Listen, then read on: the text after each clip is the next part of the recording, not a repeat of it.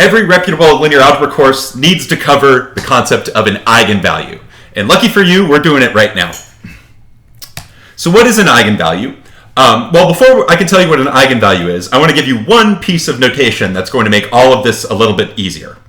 So this is the notion of the characteristic matrix of an n by n matrix A. So whenever we're discussing eigenvalues, we're always talking about square matrices. So let's say we start with an n by n matrix called A. Its characteristic matrix, which I like to denote by capital X sub A of T, is a matrix obtained by scaling the n by n identity matrix by a variable called T, and then subtracting off the matrix you care about, A. Let's see this with an example. So to construct the characteristic matrix, we start by scaling the appropriately sized identity matrix. Here I'm looking at a 3 by 3 example, and what I'm doing is I'm taking the 3 by 3 identity matrix and then multiplying all of the entries by T. Of course, this is the same thing as constructing a 3 by 3 diagonal matrix, where all of the entries on the diagonal are equal to 3. The next thing we do is we subtract off the matrix we care about. So in this example, the matrix I care about is this 3 by 3 matrix, where the first column is 11, negative 4, 0, and so on. So that's the matrix I care about, and I want to construct its characteristic matrix. So I take T times the identity and subtract my matrix A, and that gives me the characteristic matrix. Okay, so this matrix turns out to be interesting for all sorts of reasons. And the first reason for us that this is an interesting matrix is it allows us to easily define the notion of an eigenvalue of A. A scalar, typically called lambda, is an eigenvalue of A if, when we plug in T equals lambda into the characteristic matrix, we obtain a singular matrix. This is why we need to be comfortable with the language of singular and non-singular matrices, because we want to study eigenvalues. So remember, a singular matrix is a square matrix that is rank deficient. So in this case, our matrix is 3 by 3. So the idea is that if we replace T with a specific scalar called lambda, and when we look at the result in the characteristic matrix, if that matrix has rank less than 3, then we know that lambda was an eigenvalue. So the example I chose here was I chose lambda to be 7. So I'm plugging in T equals 7 here. That's my lambda. And what does that do in the characteristic matrix? Well, I'm replacing the T's with 7. And now the only thing I need to do is arithmetic on the diagonal here. I need to figure out 7 minus 11, which I guess is negative 4, 7 plus 9, which is 16, and 7 minus 7, which of course is 0. So once we do that arithmetic, now what we're looking at is the characteristic matrix of A with T equals lambda, and in this case I'm setting lambda equal to 7. And if we look at the resulting matrix here, something interesting happens. For one, the bottom row is all zeros. And if the bottom row is all zeros, that means no matter what kind of row reductions I do, I'll never get a pivot there once I get to reduced row echelon form. So this means that the rank of this matrix is definitely not equal to 3. So that tells me that lambda equals 7 is an eigenvalue of A.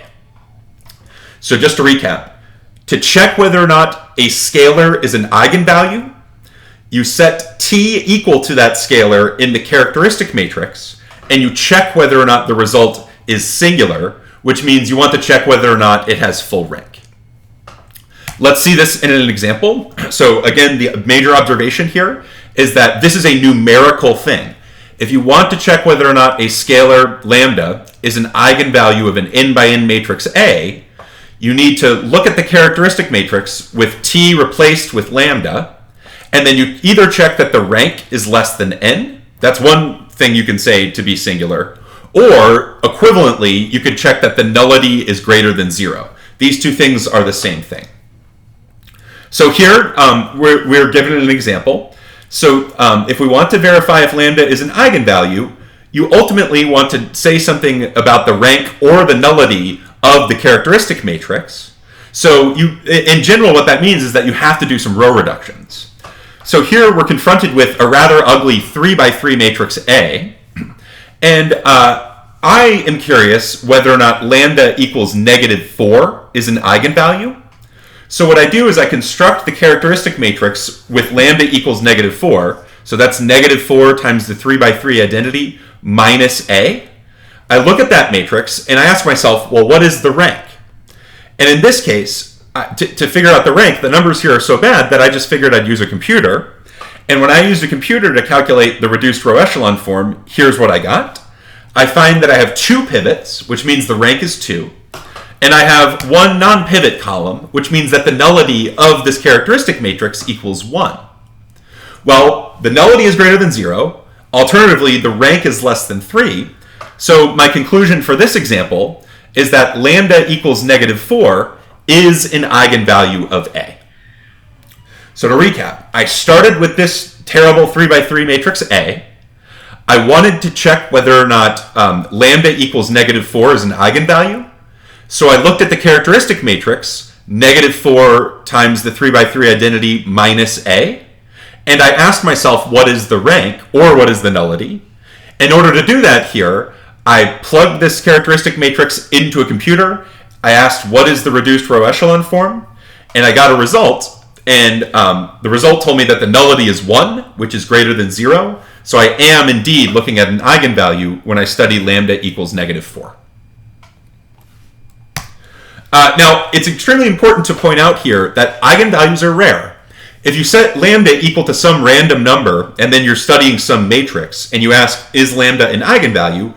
Almost always the answer is no. So here I have an example where I'm confronted with another 3 by 3 matrix A. What's the row reduction I'm doing here? Well, you're looking right here at the characteristic matrix where we're setting the variable equal to 3. So what I'm trying to do here is I'm trying to verify whether or not lambda equals 3 is an eigenvalue of this matrix A. So 3 times the 3 by 3 identity minus A equals this matrix I've highlighted. And when I did the row reductions, or when a computer did the row reductions, I got the 3 by 3 identity matrix. Well, the rank there is 3, and the size is 3 by 3. So that tells me that lambda equals 3 here is definitely not an eigenvalue of A. So most of the time, if you take just some random number and check whether or not it is an eigenvalue of some matrix you care about, the answer will be no. But sometimes the answer is yes, and that's why the theory is interesting. Now, I want to point out that if you start doing this a lot, you can intuit certain things about the reduced row echelon form. So in other words, sometimes if the matrix looks nice enough, you can figure out the reduced form without actually doing any row reductions. Here's a nice example illustrating this point. So here I have a 3 by 3 matrix A, and I'm interested in whether or not the number 6 is an eigenvalue. So I look at the characteristic matrix, 6 times the 3 by 3 identity minus A, and that is this 3 by 3 matrix. And if we look hard at this matrix, we realize that it's kind of nice. Remember, when we're thinking about like the reduced form, it's all about the column relations. And this example is kind of nice because if we look at the second column, we realize that the second column is really just equal to negative 4 times the first column. And if we look at the third column, we see that the third column is really just negative 2 times the first column. This is actually telling me what the reduced row echelon form is.